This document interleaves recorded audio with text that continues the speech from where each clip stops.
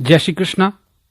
ज्योतिष एक दिव्य प्रकाश चैनल में आप सबका स्वागत है। दोस्तों, पिछले वीडियो में हमने जन्म कुंडली क्या है इसके बारे में जाना था। आज हम जन्म कुंडली के 12 भावों के बारे में जानेंगे। जन्म कुंडली के 12 भाव किस तरह मानव जीवन को प्रभावित करते हैं यह समझेंगे। दोस्तों, ज्योतिष शास्त्र में आकाश के 360 डिग्री के नक्शे को कुंडली के 12 भावों को 12 राशियों में बांटा गया है।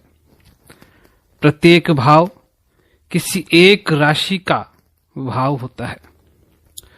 पंचांग के द्वारा किसी व्यक्ति के जन्म के समय और स्थान के मुताबिक उस समय ग्रहों की स्थिति के अनुसार व्यक्ति की जन्म लगन कुंडली बनाई जाती है और उस समय तथा स्थान के हिसाब से उस समय जो ग्रह और राशियां जहां स्थित होती है उसे लगन कुंडली में लिख लिया जाता है।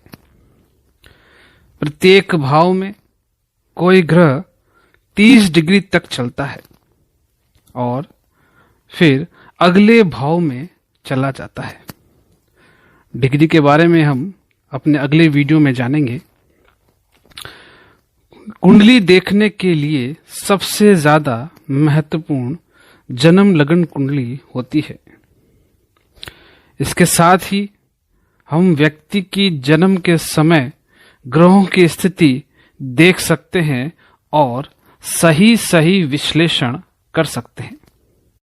जन्म कुंडली को लगन कुंडली भी कहा जाता है। प्रत्येक जन्म कुंडली में 12 भाव होते हैं। आइए जानते हैं प्रथम भाव के बारे में। प्रथम भाव, इसे लगन भी कहा जाता है। इससे जातक के शरीर, रंग रूप, आकृति, स्वभाव, आत्मबल, दिमाग, स्वास्थ्य, शरीर की दुर्बलता, कद, प्रतिष्ठा तथा सुख दुख का विचार किया जाता है।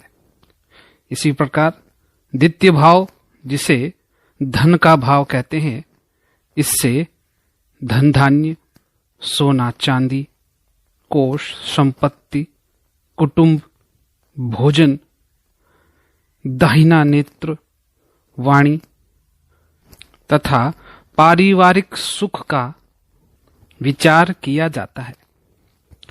इसी क्रम में तीसरा भाव, जिसे पराक्रम का भाव भी कहा जाता है, इससे जातक का पराक्रम, साहस, धैर्य, हाथ, दाहिना कान, मेहनत, परिश्रम, छोटे भाई बहन का विचार किया जाता है।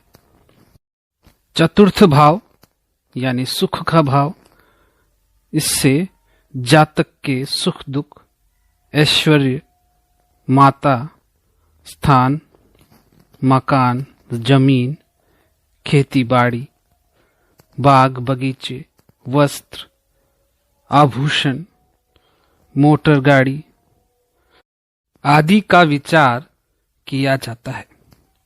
इसी क्रम में पंचम भाव, जिसे संतान का भाव भी कहते हैं, इस भाव से जातक की बुद्धि, नीति, विद्या, गर्भ, संतान से प्राप्त होने वाले सुख दुख, शास्त्र ज्ञान, विचार शक्ति, लेखन तथा आकस्मिक धन लाभ या हानि का विचार किया जाता है।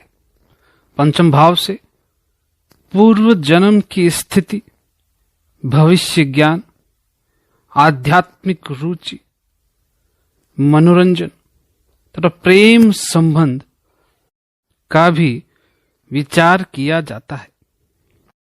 जन्म कुंडली का छठा भाव यानी शत्रु भाव, जिससे जातक के शत्रु, मुकदमा, झगड़ा, रोग, ऋण, चोरी या दुर्घटना आदि का विचार किया जाता है। जन्म कुंडली का सप्तम भाव, जिसे स्त्री भाव भी कहते हैं, इस भाव के द्वारा पति पत्नी, व्यापार, साझेदारी, यात्रा, लॉटरी और दूसरी बार गर्भ की स्थिति का विचार किया जाता है। जन्म कुंडली का अष्टम भाव, जिसे आयु तथा मृत्यु का भाव भी कहते हैं, इससे आयु, मृत्यु, क्लेश, अपवाद, रोग, विघ्न तथा मृत्यु के कारण का विचार किया जाता है।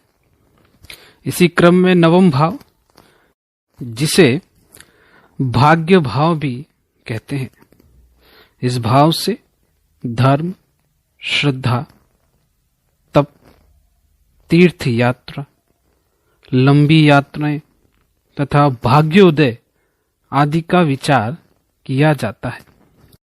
दसम भाव, जिसे कर्म भाव भी कहते हैं, इससे जातक के लिए पिता का सुख, उद्योग धंधा, व्यापार, राज्याधिकार, उच्च पद प्राप्ति, कर्म, नौकरी, पदोन्नति, आजीविका के साधन, उच्च अभिलाषा तथा स्थानांतरण जैसे विषयों पर विचार किया जाता है। इस प्रकार 11वां भाव, जिसे लाभ का भाव भी कहते हैं, इस भाव से आय, लाभ, प्रशंसा, बड़ा भाई, व्यापार से लाभ हानि, समस्त इच्छाएं तथा मित्र सुख और ऐश्वर्य का विचार किया जाता है। जन्म कुंडली का 12वां भाव, जिसे वय भाव भी कहते हैं,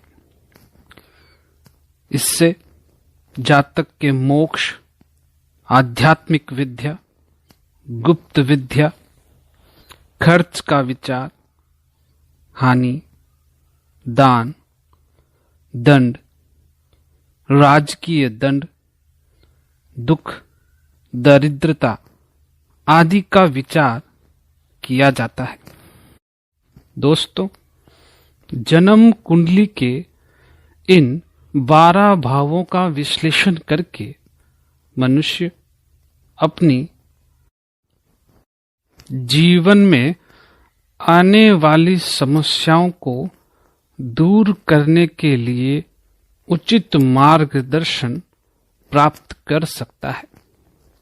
जन्म कुंडली का जातक के जीवन पर बहुत अधिक प्रभाव रहता है। दोस्तों, यदि जन्म कुंडली में ग्रहों की दशा और दिशा बेहतर हो तो उसका सकारात्मक प्रभाव जातक के जीवन पर पड़ता है, जिससे उस जातक का जीवन बड़ा ही सुखमय होता है। इसके विपरीत यदि ग्रहों का प्रभाव प्रतिकूल हो तो जातक का जीवन समस्याओं से घिरा हुआ होता है। अगली जानकारी के लिए मेरे चैनल को सब्सक्राइब कीजिए। धन्यवाद। जय श्री कृष्णा।